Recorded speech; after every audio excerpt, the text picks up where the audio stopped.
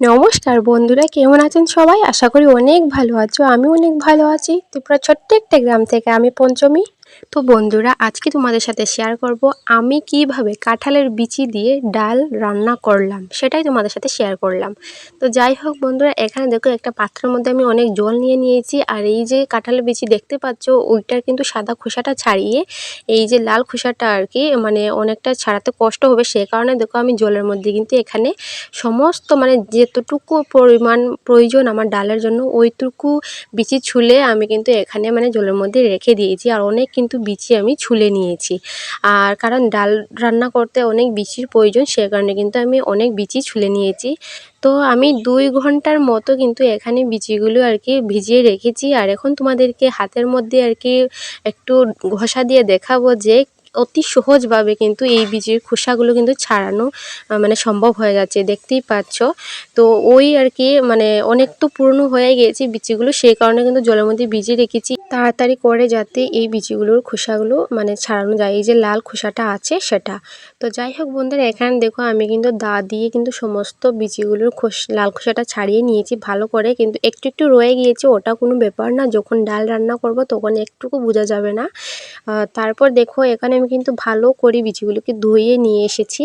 আর তোমরা কারা কারা এরকম কাঁঠাল বিচি দিয়ে ডাল খেয়েছো অবশ্যই কিন্তু কমেন্টে জানিও। আর এখানে দেখতে পাচ্ছ যে মানে বিচিগুলো প্রথম কত মানে শুকনো ছিল, আর জলের মধ্যে ভিজিয়ে রাখার পর কিন্তু 2 ঘন্টার পর কিন্তু অনেক তরতাজা হয়ে গিয়েছে।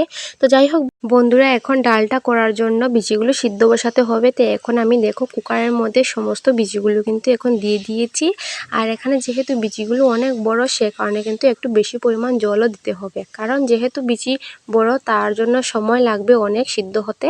তো সে কারণে একটু জল বেশি দিয়েছি, পরে যদি আর কি বিচিগুলো সিদ্ধ না হয় জলটা শুকিয়ে যায়, সে কারণে এখান থেকে আমি কুকার বসিয়ে নিয়েছি। আর কুকার কিন্তু সিটি দিয়ে দিয়েছি, আমি 8টা সিটি দিয়েছি। তারপর দেখো বিচিগুলোর অবস্থা কি হয়েছে, এখানে অনেক লাল জল বের হয়ে গিয়েছে আর বিচিগুলো কিন্তু সিদ্ধ হয়ে গিয়েছে, কিন্তু এখানে বোঝা যাচ্ছে না। তারপর আমি কি করেছি, ডাল তৈরি করার জন্য তো এভাবে আস্তে আস্তে বিচি দিয়ে করা যাবে না, সে কারণে আমি একটা বাটির মধ্যে বিচিগুলোকে আর কি নামিয়ে নিচ্ছি হাতার মাধ্যমে। এই গরম অবস্থায় কিন্তু এটা করতে হবে, না হলে হয়তো কিংবা ঠান্ডা হলে এটা যদি আবার শক্ত হয়ে যায়, সে কারণে দেখো আমি গ্লাসের মাধ্যমে কিন্তু এখানে বিচিগুলোকে ভেঙে দিচ্ছি।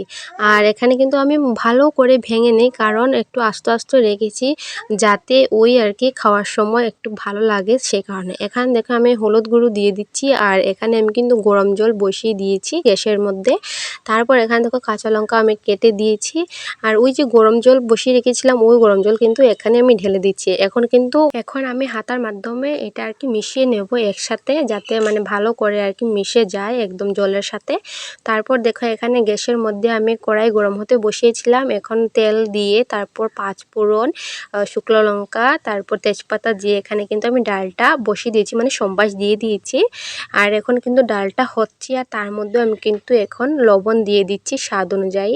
তারপর লবণ দিয়ে যাওয়ার পর কিন্তু একটু সময় ডালটা হচ্ছিল, তখন আমি কিন্তু দিয়ে দিয়েছি এই ধনিয়ার গুঁড়ো, তারপর দিয়ে দিয়েছি জিরের গুঁড়ো। তারপর জিরের গুঁড়ো দিয়ে যাওয়ার পর একটু সময় হয়েছিল আবার ডালটা, তারপর আমি কিন্তু এখানে বিলেতি ধনে পাতা কুচি করে দিয়ে দিয়েছি, কারণ এখন ডালটা প্রায় কমপ্লিট হয়ে গিয়েছে। এই ছিল কাঁঠালের বিচি দিয়ে ডাল তৈরি করার রেসিপি। তোমাদের কাছে ভিডিওটা কেমন লেগেছে অবশ্যই কমেন্টে জানিও, ভালো লাগলে লাইক কমেন্ট শেয়ার করতে ভুলো না। দেখা হচ্ছে পরের ভিডিওতে, ততক্ষণের জন্য বাই, টাটা।